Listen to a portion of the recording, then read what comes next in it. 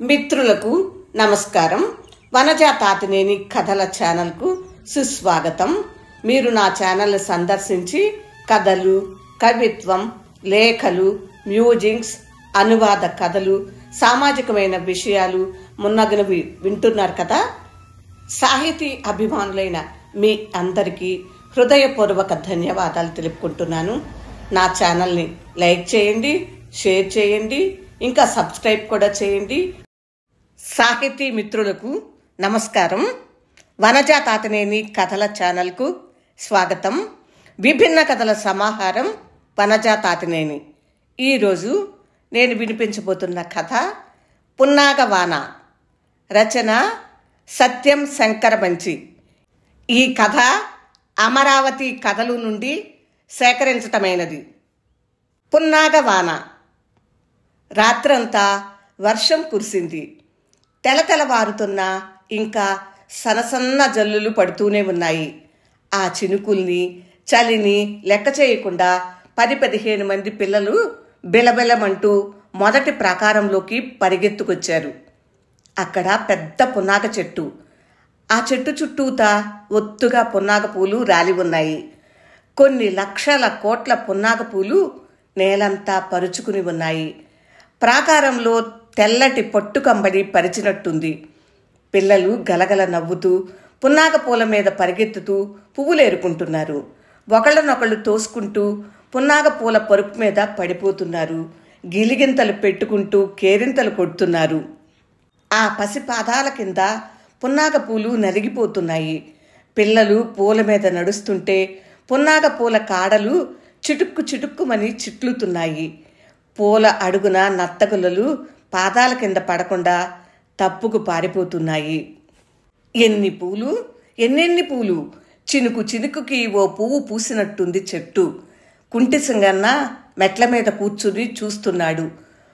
పున్నాగ పూల గుత్తులు ఒకళ్ళ మీద ఒకళ్ళు చిమ్ముకుంటూ ఆడుకుంటున్న పిల్లల్ని చూస్తుంటే తను వాళ్లతో కలిసి గెంతుదామనిపిస్తుంది.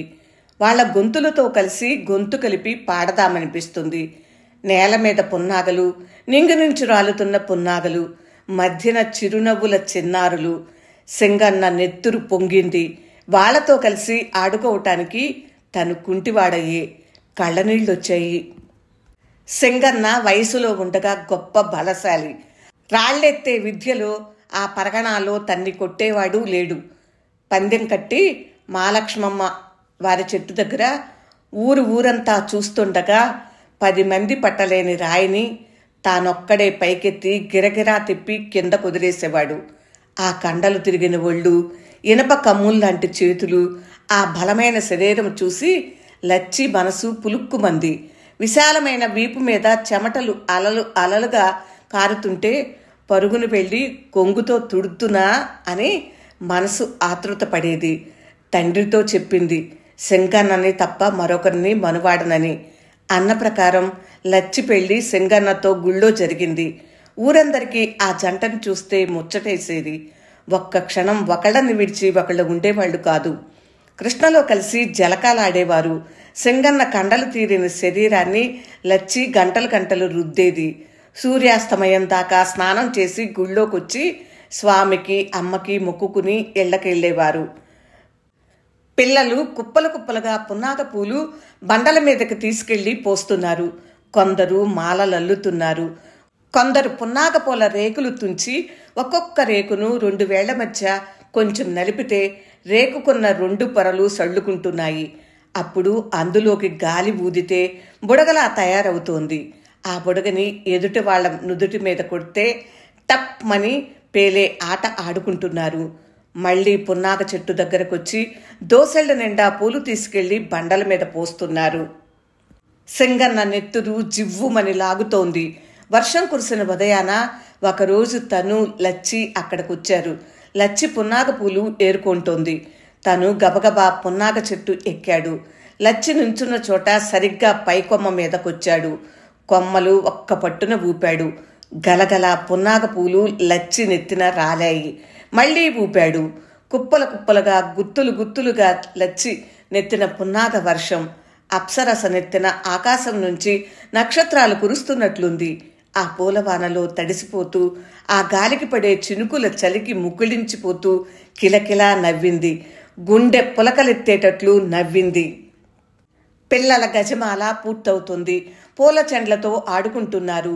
సింగన్న కుంటుకుంటూ పున్నాగ చెట్టు దగ్గరకొచ్చాడు. పిల్లలతో పాటు తను ఒప్పుల కుప్ప వయ్యారి బామ అని గొణుక్కున్నాడు.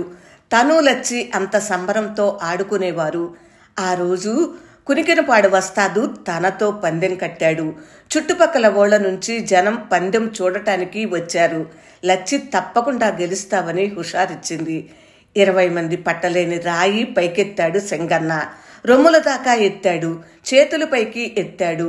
వందలాది జనం ఆనందంతో చప్పట్ల చరిచి ఈలలు కొట్టారు. ఆ ఊపులో, ఆ సంబరంలో అవతలికి విసిరేయవలసిన రాయి మీద పడేసుకున్నాడు. జనం గొల్లుమన్నారు. లచ్చి మూర్చపోయింది. సింగన్న బతికాడు కాని పోయింది కాలే. సింహంలా తిరిగిన సింగన్న పిల్లి అయిపోయాడు. ఈ కళ్ళు ఈ దుఃఖాన్ని చూడలేవు అన్నట్టుగా అది జరిగిన 3 నెలలకే లచ్చి కన్ను మూసింది. సింగన్న కుంటివాడై ఒంటరివాడైనాడు. పిల్లలు కొప్పులో పున్నాగపూలు తురుముకున్నారు. మెళ్లలో పున్నాగ దండలు వేసుకున్నారు. గుండ్రంగా తిరుగుతూ పాటలు పాడుతున్నారు. ఇంతలో తల్లిదండ్రులు వచ్చి, ఇక చద్దన్నాలు తినరా, పదండి పదండి అని కేకలేసేసరికి హో హో అని అరుచుకుంటూ వెళ్ళిపోయారు. వాళ్ళు వెళ్ళిపోయినా సింగన్నకి వాళ్ల పాటలు వినిపిస్తూనే ఉన్నాయి. వాళ్ల ఆటలు కనిపిస్తూనే ఉన్నాయి. కుంటుకుంటూ చెట్టు కిందకొచ్చి నుంచున్నాడు. అదే చోటు, ఆనాడు లచ్చి నుంచున్న చోటు. లచ్చి తల మీద ఒంటి నిండా పున్నాగ వర్షం కురిసిన చోటు. సంతోషంగా ఎగిరి గంతేయబోయాడు. కింద పడ్డాడు. దెబ్బ తగిలినా బాధనిపించలేదు. పున్నాగ పూలు మెత్తగా ఒత్తుకున్నాయి. కళ్ళ వెంట ధారలుగా కన్నీరు. ఆ పున్నాగ పూల మీద దొర్లాడు. ఒళ్ళంతా పున్నాగ పూలు పోసుకున్నాడు. ఏడుస్తూ నవ్వుతూ పున్నాగ పూలలో పొర్లాడు. శరీరమంతా పున్నాగలు, ఒంటి నిండా పున్నాగ పరాగం. ఇంతలో గాలి రివ్వున వీచింది. చెట్టుపై నుంచి గుత్తులు గుత్తులుగా పూలు రాలాయి. కొన్నింటిని దోసిట్లో పట్టుకున్నాడు సింగన్న. ఎవరికిస్తాడు ఆ పూలు? ఎదురుగా చిన్న గుళ్ళో కుమారస్వామి విగ్రహం. నడిచి వెళ్ళలేడు గదా. ముందుకు కూర్చుని దోసిట్లోని పున్నాగల్ని కుమారస్వామి మీదకి విసిరాడు. నల్లటి కుమారస్వామి విగ్రహం పైన తెల్లటి నక్షత్రాల మెరుపులు. పున్నాగవాన. రచన సత్యం శంకరమంచి. కథ విన్నారు కదా ఫ్రెండ్స్. కథ మీకు నచ్చిందా? నచ్చినట్లయితే లైక్ చేయండి. మీ ఫ్రెండ్స్కి, మీ బంధువులకి షేర్ చేయండి. నా ఛానల్ సబ్స్క్రైబ్ చేయనట్లయితే సబ్స్క్రైబ్ చేయండి. ఇలాంటి మంచి మంచి కథలు వినిపిస్తూ మళ్ళీ మీ ముందుకు వచ్చేస్తాను. అప్పటి వరకు సెలవు. మరి విభిన్న కథల సమాహారం వనజా తాతినేని. వింటూనే ఉండండి. నమస్తే.